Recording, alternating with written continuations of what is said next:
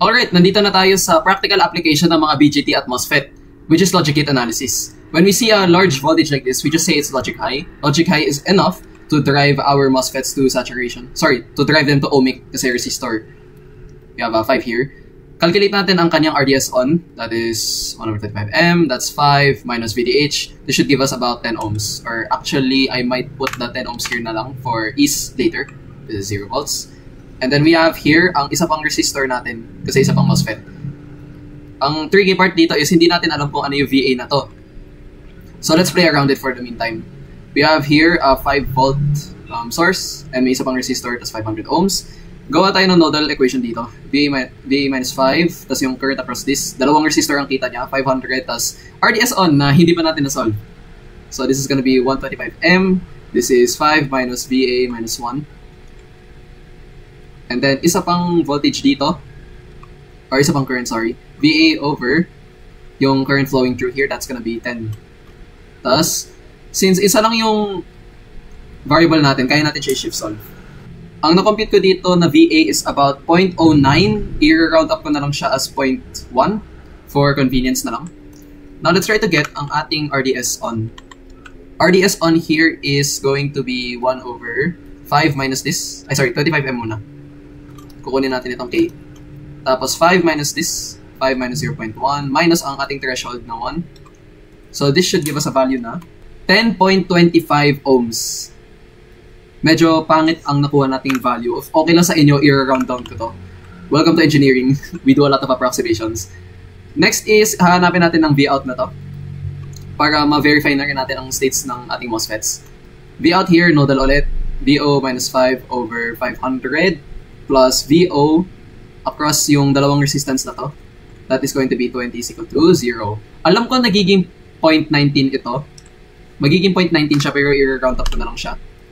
Engineering mode. So, nasa 0.2 volts tayo. Let's start to validate our guesses. Again, kulang ang mga values natin. Kailangan palagi may verification ng circuit mo. You need to prove to the next engineer na magbabasa ng solution mo na tama ang circuit. Kung naka-RDS on ba talaga. Ang hahanapin natin dito is VGS nilang parehas. So, 5 is greater than 1. So, that is correct. 5 here.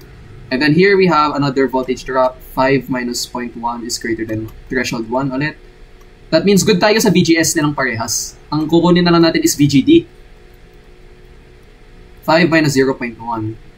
Parehas ito greater than 1. So, same signs, same signs. Parehas silang naka-RDS on. So, goods ang ating assumptions. Whereas RDS on, it means ang output natin dito is going to be 0.2. What exactly are we doing during logic circuit analysis? If we have here a 5 volt na value, tanggalin ko muna yung resistor, and then meron tayo dito dalawang resistor, and then meron tayo dito 0 volts. Ang analogy ko dito is playing assassin. 0 is the hunter and it wants to assassinate the 5 volt source. 5 volt by default will want to go here. But if 0 finds a path to get to this island here, it's gonna assassinate 5 at magiging logic low to. Ano lang yung cases na magiging alive si 5? If one of this is off, we created a gap, hindi na makakatawid si 0 dito at hindi niya ma-assassinate itong 5 volts na to. Same rin dito, if tinanggal natin to, may gap, hindi siya makakadaan. Same rin kapag parehas sila patay. The only case is, if both of these are present, makakadaan si 0, assassinate 0 volts. Right? Ang sister concept nito is, if we have a resistor here in parallel, ito si 5, it wants to cross here, and we have 0 volts here. If we remove one of this, 0 still has a path to assassinate 5, so this is gonna be 0. Same rin dito, if ganito, 0 to.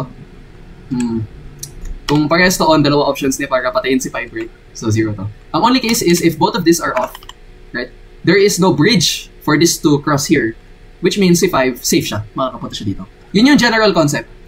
Realistically, may isa pang resistor dito, right? Kung saan ako nag-drawing, may resistor pa dito, but yun yung pretty much heart and soul ng logic circuits natin. Ang gusto ko pa i-expound here is regarding BJTs and MOSFETs.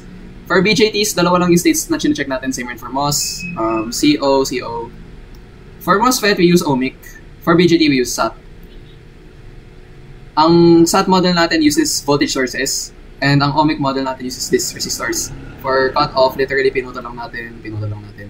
Okay, it wouldn't matter kung resistor or voltage source ginamit natin. Playing assassin is still the same. If 0 has a path to assassinate 5, this becomes logic low. Right? For BJTs, we use voltage sources. For resistors, or sorry, for MOSFETs, we use resistors. Wow, that is a lot. That is a lot of gates. Okay, kinorder code ko siya for the sake na dumalibuhay natin. Ang reds na ito ay BJTs, ito yung values niya. Ito naman ay MOSFETs, so we have some values here for the MOSFETs. Notice na itong input na to, kinokontrol na niya ang buong circuit na to. At yung input na to, kinokontrol niya yung buong circuit na to. And then if i-feed natin yung output nila, ito sa isa pang logic gate dito. Let's do some analysis. This is logic high, right? What would this imply? This is going to imply na pwede ito mag-saturate. I'm gonna do some 0.2 here. 0.2, 0.2. Right? Tapos, gagamit ako ng mga diodes here. Okay, before we get this wrong, I'm gonna trace it properly na. This is a 0.2 increase. Tapos ito, 0.7 increase. So, 0.2 plus 0.7 ito, that's gonna be 0.9 here. Ito naman, 0 increase 0.7, 0.7 to. Ano yung resistances natin? Resistor na to, 10k to parehas. And parehas to, 5. Okay, ano yung nakuha nating currents dito? If ever I might just place it here, no? IB natin for, I'll call this Q1, Q2. Ang IB natin dito is 430 micro. 430 micro is nasa baba. Kasi ito yung sinolve ko. Ang next dito is 5 minus 0.9. Ang nakuha kong value naman dito is 410 micro.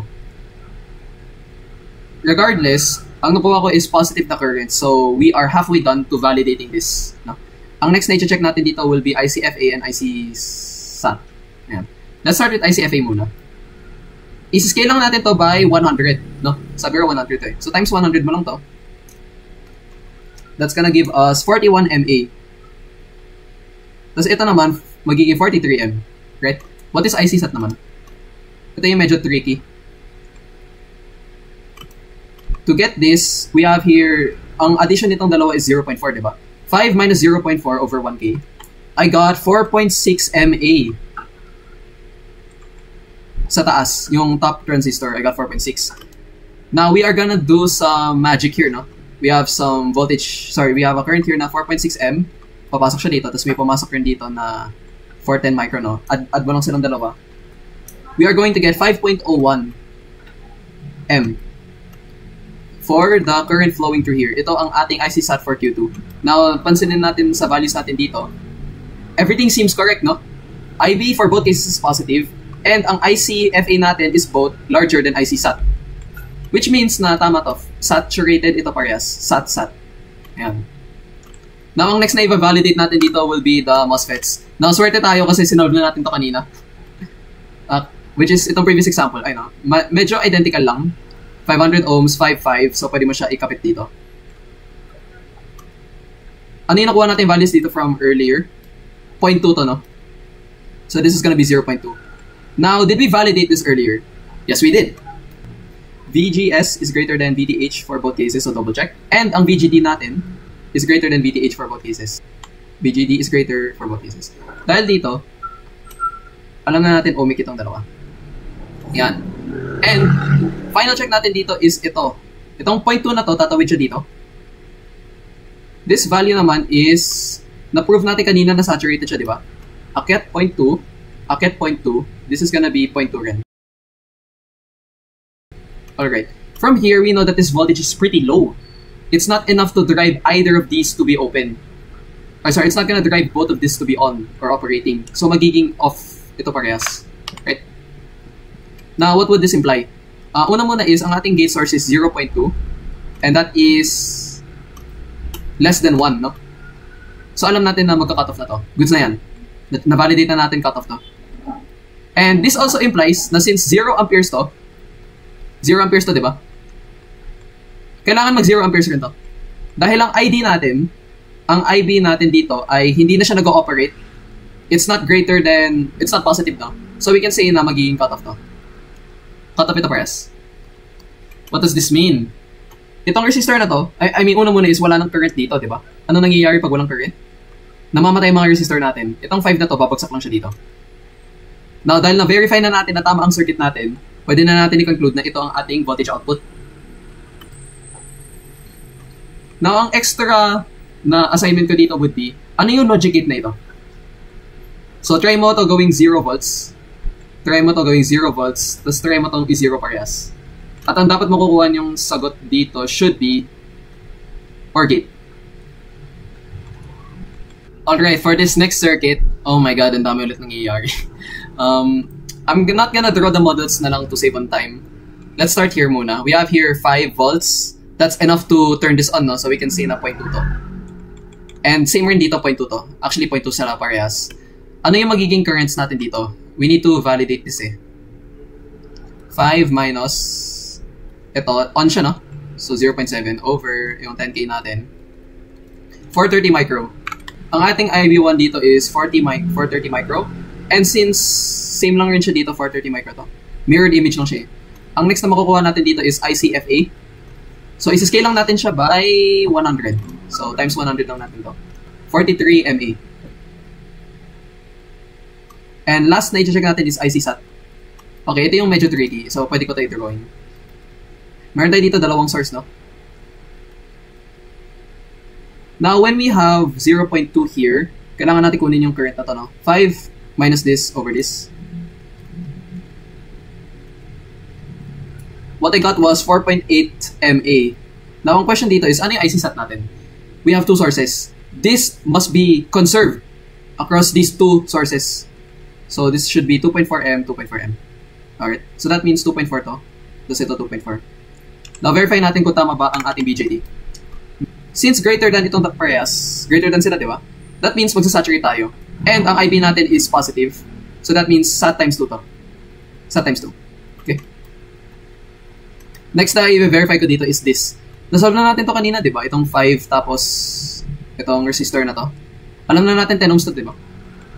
So 10 ohms to parehas. What would that mean? 10 ohms, tapos ito 500. Okay, let's do a tiny guess here. Meron tayong current na dadaan dito, but can we say na magsi-zero to? Ano implication natin na dapat magka-cut off to? Una muna is, ang ating MOSFET, meron tayong 0 volts dito, di ba? Makakatawid ang 0 volts natin para i-assassinate si 5. So we can say na cut off muna to as an early guess, di ba? Let's do nodal analysis here at this point. Ang nakuha kong value dito is 0.049. I-round up ko na lang siya as 0.05. Right? Welcome to engineering. So 0.05 to, which is good. Kasi nakuha natin 0.05 at alam natin kung on to, mag-0.7 yan, di ba? I-compare natin yung diode natin. Hindi siya makakadaan ng current na pag ganito, pag ganun siya. Which means cut off na to. That's good, di ba? Next is validate natin kung tama ba to. Kapag MOSFETs, ang chine-check natin is VGS, tsaka VGD, no? VGS, VGD. Yan. Gate source natin para sila 5.5. That's nice. Gate drain natin is 5 minus this. That is 4.95. Both cases. Kasi mirrored image lang siya. What's good about this is since parehas to greater than 1 VTH, diba? Greater than sila parehas. Alam natin na ohmic ito parehas. Ohmic times 2. So, goods tayo sa circuit natin. Na-verify natin siya. And then, ang final na lang natin na case dito would be this one. Notice natin na meron tayo dito 0.2. 0.2 is here. It is not enough to turn this MOSFET on. So, this should be off, diba? Same case rin dito. Itong 0.5 na to, it's gonna give a reverse direction ng current for this BJT diode. So, off rin to. Off the parehas. Right? That would imply na wala nang current na dadaan dito, wala rin dadaan dito. How about this assassin? Hindi na siya makakadaan dito kasi both paths are clearly blocked. So, that means ang Vout natin makakatawid. Magiging 5 na to. Let's validate our states. BJT tas MOS. Okay. For BJT, kailangan lang natin i-prove na ang current natin is reverse, no? Since this is 0.05, minus natin siya sa on, required raw mag 0.7 to, no? This is, ang direction na to, actually, wait, una is less than to. Sorry. 0.05 to, and it's not enough to turn it on, no? Yes, so sure na tayo dito. Magiging cut-off na to. How about our MOSFET? Check natin BGS at BGD, diba? So ito 0.2 to, at less than siya sa 1. So that means cut-off rin to. Na-verify na natin lahat ng states natin, diba? Oh, very important yung states, guys. Malaking points makukuha mo sa states pa lang. So this would mean na cut-off to parehas, and that means na output voltage natin dito will be 5 volts. So this is 5. Yan. So for quick recap lang, meron tayo dito dalawang BJT nag-saturate, dalawang MOSFET dito naging ohmic, tas ang dalawang gates natin dito ay parehas cut-off, right? Now, ang challenge ko naman sa inyo is, what if ginawa mo tong 0, tapos what if ginawa mo tong 0, ano yung output mo? What if pares sila 0? Ano yung logic gate na makukuha mo? Ang answer dapat doon will be AND gate. Okay. It should be an AND gate. Alright guys, final stretch na lang. So sana kaya pa. Last topic na to. Onting tiis na lang. So since 0 volts itong ground natin, automatically copy-paste, 0 volts na rin to. By nodal analysis, this is 0 minus 5 over 1K. 0 minus V out over 10K is equal to 0. Dalawa lang branches of current natin. I'll multiply everything by 1K. And then I'll multiply everything by negative 10. Itong V out, pwede ko siya ilipat sa kabilang side na equation. That means ang ating V out here is simply negative 50 volts. And basic pa naman, no? Okay, what exactly happens in op-amp analysis? I will draw the model just to freshen up. Diba? Minus plus. Okay. There is this terminology in 1, 2, 3 called negative feedback. Now, what does that mean ba? It's just fancy terminology to say na your output voltage has a valid path to go to the negative terminal ng op-amp. This is useful for engineers because we have some cool shortcuts. The first one is yung current dito 0. Yung current mo rin dito 0 rin. And the other shortcut is, kung ano yung voltage mo in one terminal, it's also copy-pasted to the other terminal. Pwede rin the other way around. Basta equal itong dalawa. And ang next na lang na itatakal ko dito would be power rails. Let's say I have 10 max here and minus 10 minimum here. What does this mean? Let's say ang na-solve natin ng walang power rails is 20 volts. 20 is way greater than 10. Ito yung upper limit natin. So we're gonna bring this to 10. Okay? What if negative 30 ang binigay ko? It's now way less than negative 10, so we need to update this to negative 10. Ginagawa lang na power rail is limit niya ang max and minimum limit ng output voltage natin. So, carry pa naman, no? Sige, punta tayo sa mga example. Now, ang common mistake ng mga students is nag-a-apply lang sila ng formula ng op-amp. Most cases, ang ibibigay ng op-amp sa exam, walang formula kaagad. Diniderive siya on the spot. Pero okay naman yan, kaya natin yan. Sabihin natin meron tayo dito 0 volts, di ba? Copy-paste lang natin siya sa taas. And let's do some more analysis. By nodal, this should be 0 minus 5 na input over yung 1K natin. Itong 0 na to, magpo-point siya dito. 0 minus VO over 1K. And then finally, ang 0 na to dadaan sa... Wala pa tong voltage name, no? I'll just call it VA. 0 minus VA over 3K is equal to 0. For a shortcut, I'll multiply the entire equation by 1K. And then, I'll multiply the entire equation by 3. So this should give me negative 15 minus 3VO minus VA is equal to 0. What's another equation that we can use? Itong equation dito. 0 volts to, di ba? Ano yung isa pang property natin ng op-amp? This is 0 amperes. 0 amperes means 0 yung voltage natin across this. No? VRI, 0. Itong 0 volts na to, aakit dito, so ground voltage to. Copy-paste natin ito sa kabilang terminal, 0 na rin to. Let's do nodal analysis. 0 minus VA over 1K plus 0 minus V out over 2K. Now, for a shortcut, I'll multiply everything by 1K and then I'll multiply everything by 2. So this should mean I get minus 2VA minus VO is equal to 0. Ilipat ko yung VO sa kabila. Now, ano pwede natin gawin? Itong VO, pwede natin siya ikapit dito. That should give us minus 15 minus 3 ng negative 2VA tapos ito minus VA. This is gonna give us 6, no? 6 minus 1, that's just 5VA. So this implies na ang VA natin dito is equal to 3. Eh sinabi natin ang V out natin is just, ito no? Minus 2, 3. So ang V out natin dito is going to be equal to negative 6. Ito yung V out natin. Now, common mistake rin to. Ito na-solve nila, tapos na sila. Hindi na nila i-check yung circuit ulit. Check your power rails. Sabi natin negative 6 to. Lumagpas na siya sa negative 5.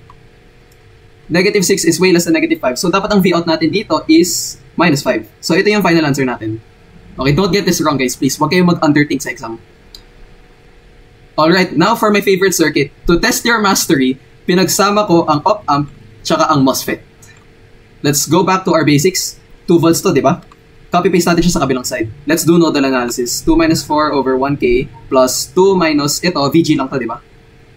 2 minus VG over 2K resistance. I'll multiply everything by 1K and I'll multiply everything by 2. That's gonna give us negative 4 plus 2. Tapos itong VG, lipat ko siya sa kabila. Ano yung makukuha natin dito? VG is equal to negative 2, no? So negative 2 na to. Pay attention to this -2 ang ating gate source. So ito yung ito yung MOSFET natin, no? And sabihin natin kung ano man ginamit natin na state, ang ating VGS is ang ating VGS will always be -2.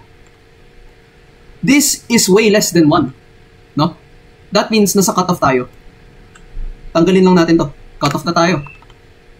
And ang magiging current natin dito is 0, so 0 na rin to. What happens again at 0 current? Ohm's law. Full circle tayo, Ohm's law tayo. 0 to. Ang voltage natin dito is 0. 10 minus 0 means ang output voltage natin is simply 10 volts. At ito ang ating final answer. Final review na lang. Ito yung checks natin for a diode. Ito yung checks natin for a BJT. This one is for MOSFET. For logic, we play assassin. And finally, for op-amps, we just do nodal analysis. Alright, so that is it for my video.